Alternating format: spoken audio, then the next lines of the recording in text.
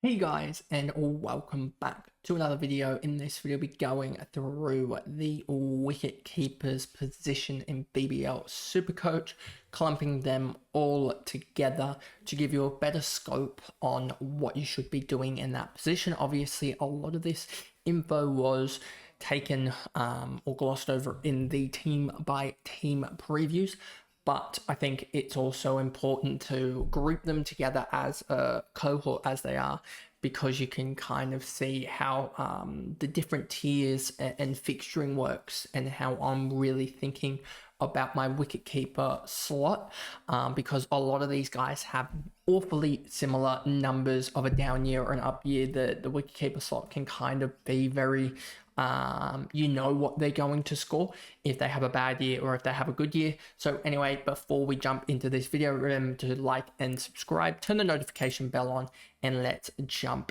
into it.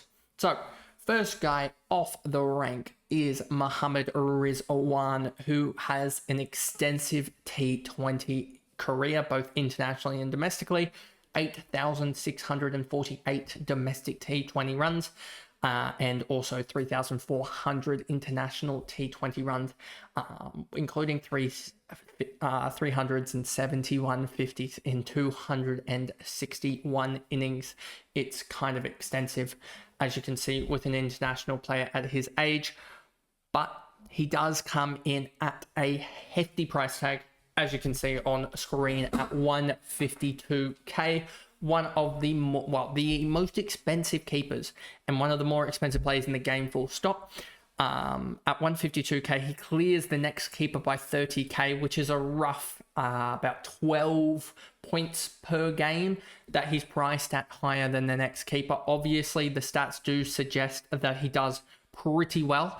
As you can see here in the PSL, he does have 10 games in the most recent season for an average of 50.2 with 367 runs and 85 bonus points worth of runs, including 2 catches.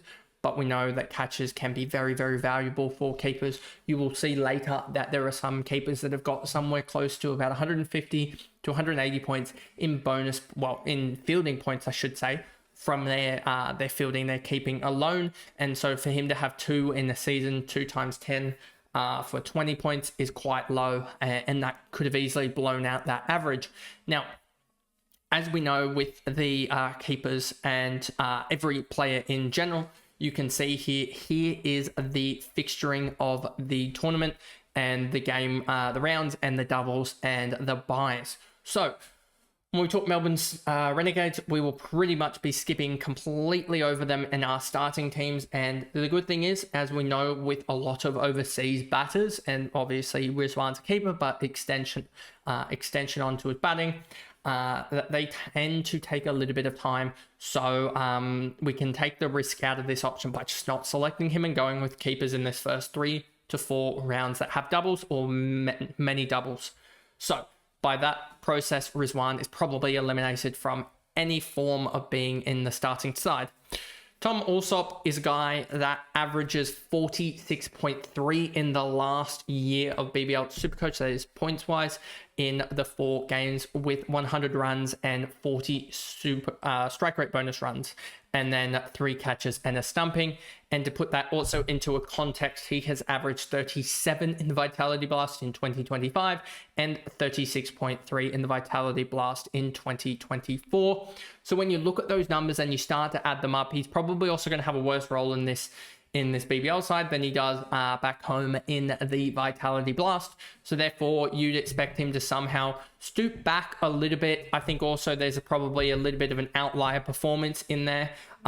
If we also look at it, he does have 3 catches and 1 stumping in 4 games. You'll look at those numbers and you'll probably see that they don't necessarily align with the top tier. They go above and beyond. You can see this game here, 39 points, 30 of them in catches. So it doesn't really align with the top tier, because he's over the top in terms of his fielding points per game, with 45 fielding points per game in 4 games. A lot of them are around that 8 or 9 points per game. So yeah, that's a really, I think he comes back down to earth here, and I think he averages properly in that 35 to 40 range. And Brisbane Heat, I'm not too tempted to go for him. I think there's a lot more value in there where guys that you pretty much can tell are going to go above and beyond their average. So that's why I'd strike the likes of Tom Alsop off the list. Alex Carey's going to be with the international side, the Aussies, for the rest of the Ashes, and that'll probably conclude around about round 6. So we may get lucky in picking him up for round 7 if he is available, but that'll be touch and go, I guess is the best way to put it. So I think we can strike him off confidently. Out of all three, the easiest off of this list. Then we get to Sam Billings. Sam Billings has averaged 42.2 last year in the BBL off 9 games with 185 runs and 55 strike rate bonus. And that includes 10 catches, 1 run out, and 1 stumping there. And then the year before that as well, he averaged 38.6 from 7 games with 145 runs and 65 strike rate bonus, and then also had the 6 catches. So you can see that he is a consistent performer. We can date this back even further. I'll just show the career stats here for the likes of Sam Billings here. You can see 40, 43.6, 52.7, 37.8, 38.6, and then the 42.2. So you can see he's an awfully consistent performer. I just want to go back to the 21-22 campaign to see what really happened in that campaign that got him over the edge. And you can see 105 points in the 9 games from fielding bonuses, and that's on the upper echelon.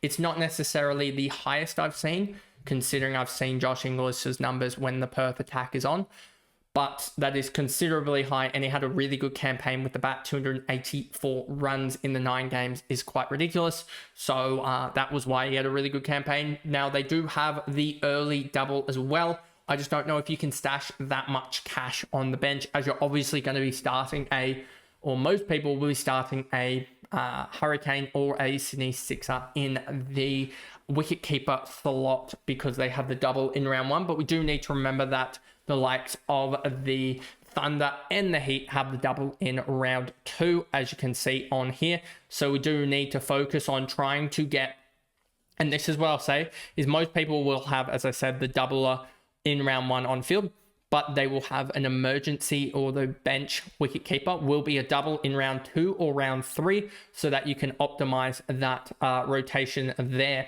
and try and get that extra double game out of the keeper slot, even if the keeper slot is your throwaway because of the flex, because as we know, the flex does lower, or I should say take away the lowest score in the lineup. You only get 11 out of your best 12.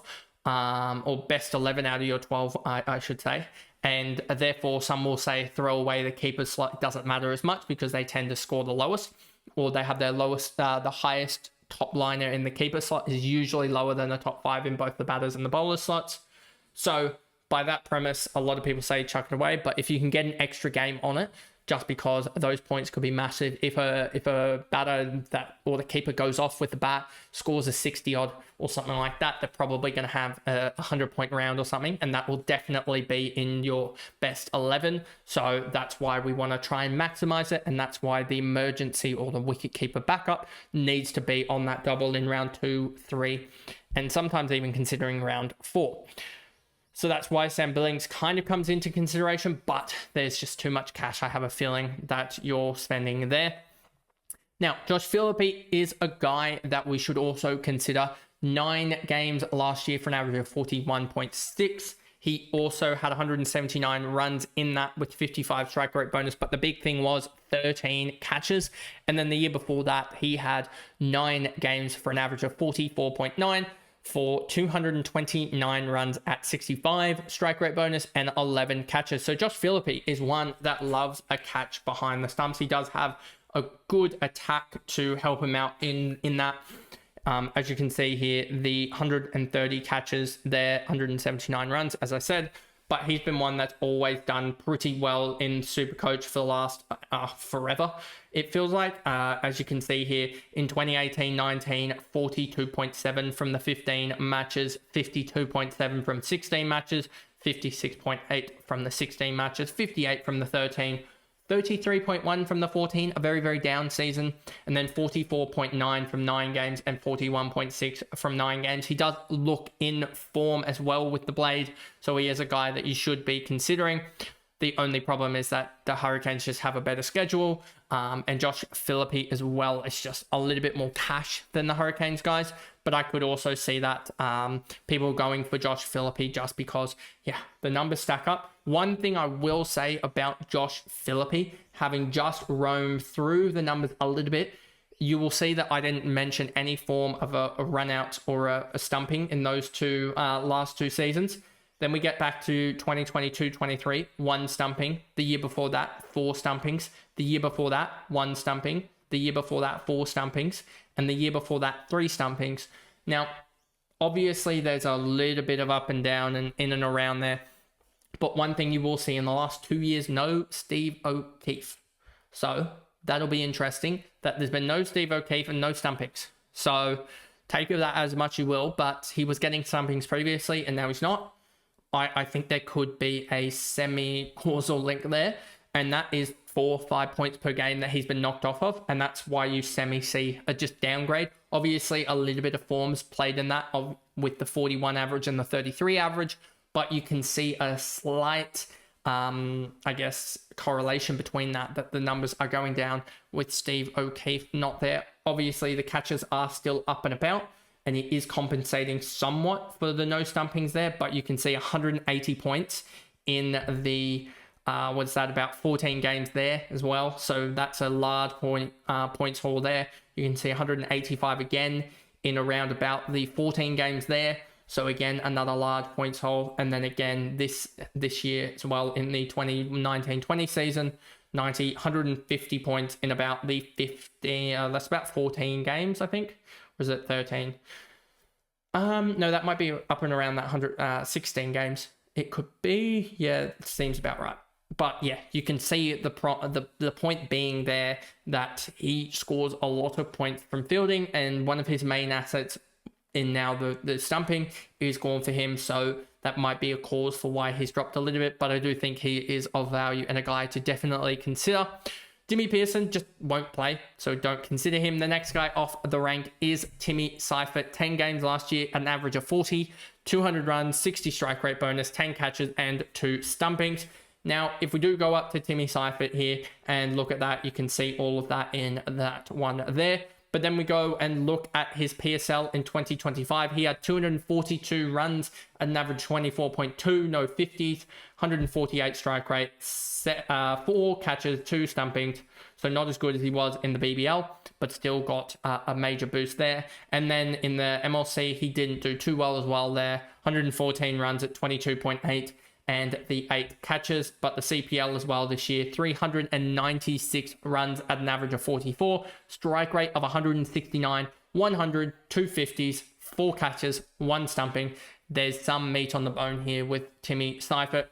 It just sucks that they have the most horrific schedule. And like I was saying with wicketkeepers and emergency players in general, I would say along all 3 lines, I should say, is that you want them playing on the double in round 2 or round 3, because that's when you really want to take advantage of getting that extra double game in, not only for points, but for cash gen. And for that reason, it pretty much eliminates Timmy Seifert because the Melbourne Renegades have a horrific schedule, alongside the fact that Rizwan's probably going to keep.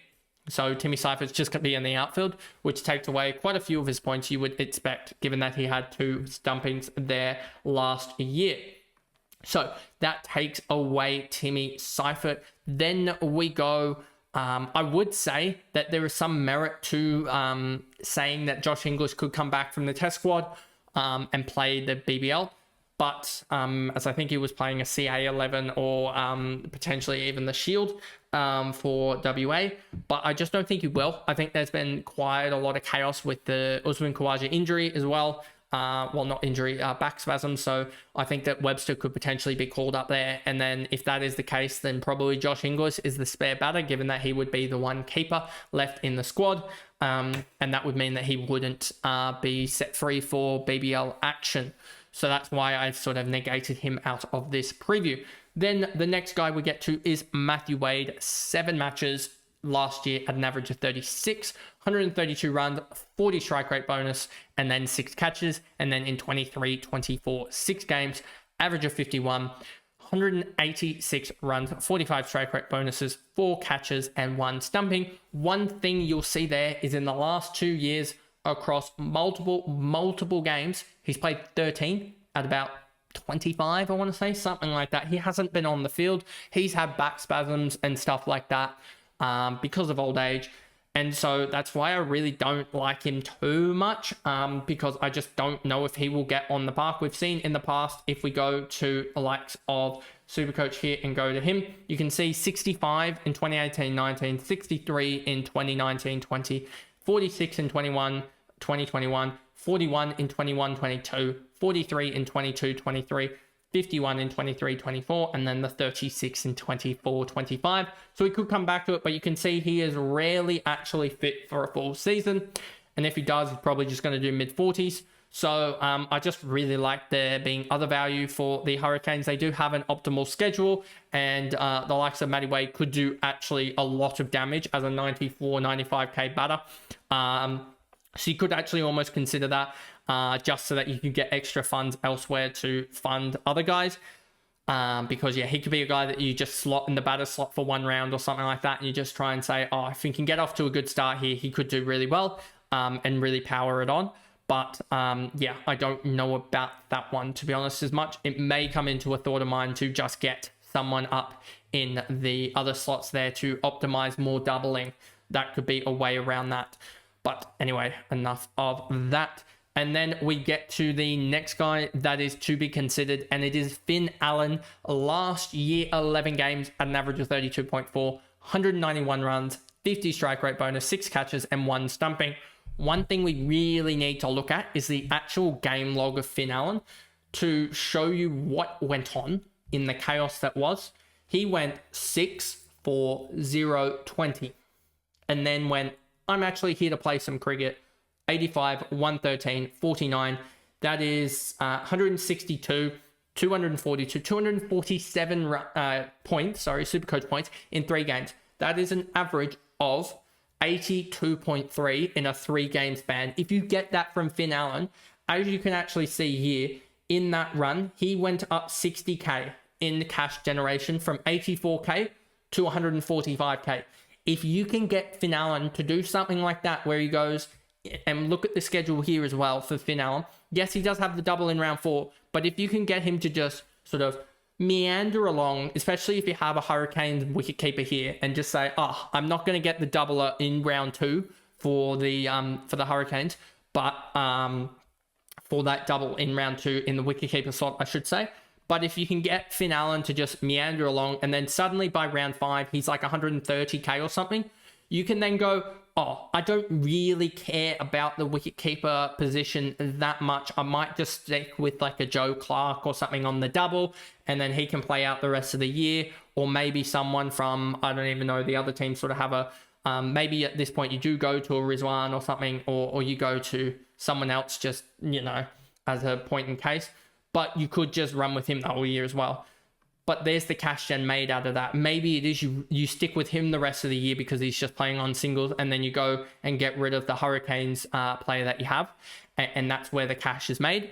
But you can just see that avenue for cash gen there is there for Finn Allen, and that's why I would suggest he is a decent option. And also one thing we also need to take into account is if we look at his BBL stats, you'll see they were utterly horrendous. But then we look at PSL 2025, he averaged 23.6 in the 11 games for 213 runs. And then he also had 150 and the 6 catches there. So that is already 28. I mean, he averaged about 26 in that tournament, and then add the strike rate bonuses in. But we can see in the Major League Cricket, in the 2025 campaign, 333 runs in 9 games, 100 250s, and then the 3 catches as well. That already right there is an average of in the mid-40s before strike rate bonuses. And if we do go to Finn Allen, you will see in the Major League Cricket, he had 95 strike rate bonuses to get him up to a 55.3. And you can also see in the PSL this year, as you see the stats-wise, he averaged 39.8.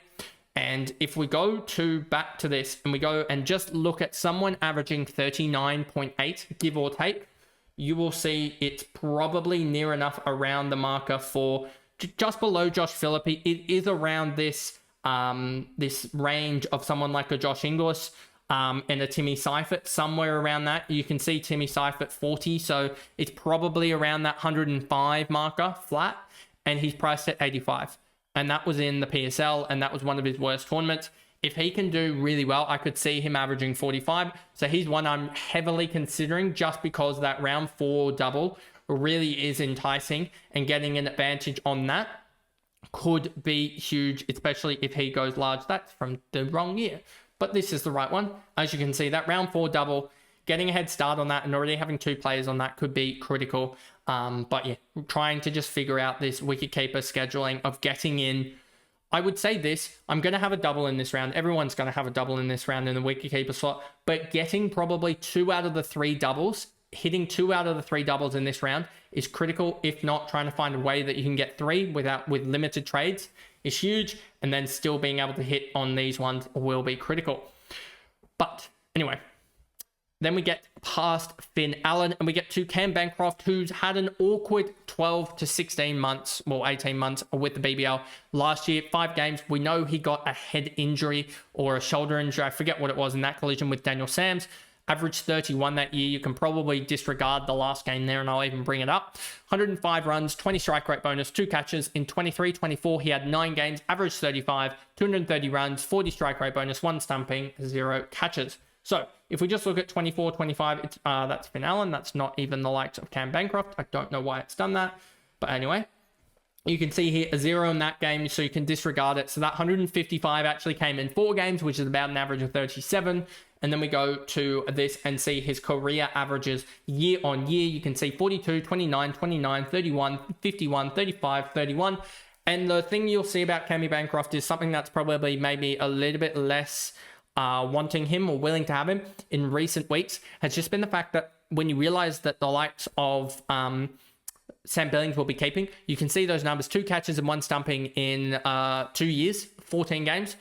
That's just not it. And yeah, that's why I'm also away from Cammy Bancroft. I really do like the schedule, as I was saying recently, that they do have that round 2 double, enabling me to split and get access to that round 2 double, splitting the Hobart Hurricanes, who have the 1 and 3, and then being able to move on to like a Finn Allen in round 4 and play him out throughout the rest of the year, because he'll have that double in round 4 and he's just a hard-hitting batsman. But yeah, that's what I'm really considering, is just how can I get access to those rounds. And Cammy Bancroft was that access until you realize that he's just a glorified batter, and that's why I'm not going to go there. Then we get to probably one of the last guys to really talk about in this, and Benny McDermott. 7 games, averaged of 30.1 last year, 126 runs, 35 strike rate bonus, 4 catches, and then in 23-24, 8 games, 47 average, 261 runs at 55 strike rate bonus, and 3 catches. The one concern about Benny McDermott is that he is not going to probably be keeping, but at 79.5, we have seen the damage he's done before. 87 in 2016-17, 41 in 2018-19, 31 in 2019-20, 52 in 2021, 73 in 21-22, 28.4 in 22-23, 47 in 23-24, and then the 30.1 in the 24-25 year. So Benny McDermott is one that's gone up, down, and around. We've seen in the Abu Dhabi T20 for him, or T10, sorry, 55 runs in 3 innings so far for that. Hong Kong Sixers, he smacked it around a little bit and had some fun. One Day Cup, he's done all right, nothing fantastic. And then I want to actually get Son T20, please. You can see in the PSL, nothing much there. CPL, 251 runs in 11 games is actually pretty handy. He's had at least a couple of knocks there where he would have had max strike rate bonus. So that's probably somewhere around about the average of 40 or so in the CPL. GSL didn't do much. PSL, then BBL last year, as you can see, 186 runs in 8 innings, strike rate 140. T20 Blast last year, 237 runs in 11 innings, still doing pretty well there as well. And then you can also see just back in the day when he was walloping it around, 407 runs in the T20 Blast 2023 for Hampshire in 15 innings at a strike rate of 146. This is when he was on fire. And then we can go back the year before that, 494 runs in 17 innings at an average of 29. So there is scope there with him. You kind of actually hope that Matty Wade gets injured just so that he can take gloves, but he still will be decent. And I just think bounce back with the bat and willing to take that risk on at his price point, because if he gets going, we've seen here as well with his, if we look here, a break even of 60 in week 1. If he gets going and does really well, he could easily smack that out of the park, gaining a lot more cash. And if he gains some cash here, then that'll be huge across the first 2 to 3 weeks. If he can gain 20, 30K, that would be critical just to cash generation in the long run. And then the last guy to really consider as well is the likes of Joe Clark here. And he has the double in round 3 and 5. And he has had in 24-25 in the BBL 2 games, average 26, 32 runs, 10 strike rate, bonus 1 catch. 23-24, 6 games, average of 31. 111 runs, 35 strike rate, bonus 2 catches. But then in 22-23, 14 games, 45.1 average, 381 runs, 60 strike rate, bonus 13 catches and 2 stumping. And that is the critical thing to look at for Joe Clark. And we will just quickly look at his stats here. And you can see in the Vitality Blast this year, 14 innings, 420 runs, 205 strike rate, bonus, average of 50.3. He is currently priced at 26. And he just averaged 50 in his home tournament, mind you. And then you can see ILT 20, 172 runs at an average of 29.6. But you can see the BBL, this is the campaigns that we're really looking at here, the 21-22 and the 22-23. If he gets regular runs and is at the top of the order and he's keeping, like we know he will be, then he is going to do well. He's probably going to get somewhere around that 100, 200. And he's probably going to get 10 points per game in wicketkeeper bonuses. I also do like that they've actually got a competent spinner there in Mitch Swepson. So I think he could actually get some really good fielding points there off him. And so I think he does really well. And he's one that I'm really, really considering, if not going to have in my bench slot for the wicketkeepers, because he has access to that round 3 double. I know it is alongside the likes of Benny McDermott, but he gets access to that round 5 double. And that is also critical there, just getting that extra double in there. But that is the wicket keepers for BBL SuperCoach 25-26. I hope you guys enjoyed that video. If you did, remember to like and subscribe, turn the notification bell on, and I will see you guys tomorrow for the batters and on Tuesday as well for the bowlers. But I'll see you guys then. Bye, guys.